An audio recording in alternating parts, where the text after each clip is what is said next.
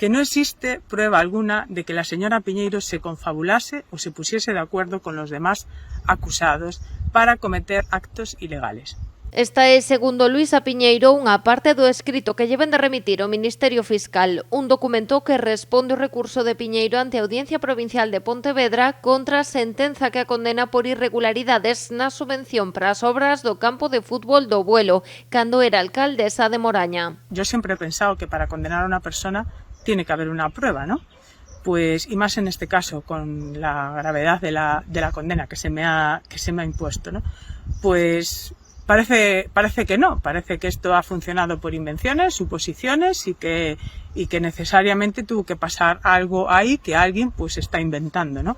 Y eso me parece pues muy poco serio. Nun vídeo publicado no seu perfil de Facebook, a exalcaldesa e exdelegada da Xunta en Pontevedra amósase sorprendida por este cambio de postura do Ministerio Fiscal. También en ese escrito podemos leer textualmente que no constan conversaciones en la que ella intervenga. Se va demostrando que todo lo que yo hice fue simplemente firmar una solicitud de subvención para unas obras en el campo de fútbol de Buelo. Ahora parece que el Ministerio Fiscal, pasado el tiempo, se da cuenta de que no existe tampoco prueba alguna contra la señora Piñeiro.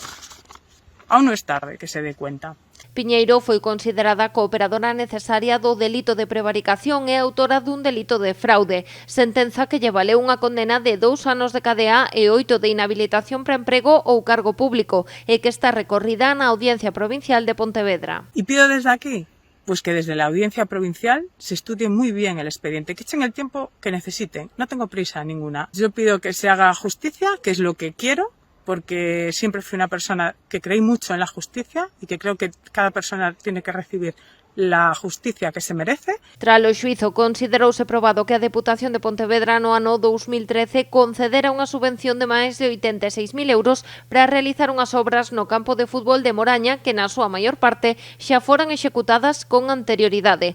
Por este caso tamén foi condenado o presidente provincial naquel momento, Rafael Louzán.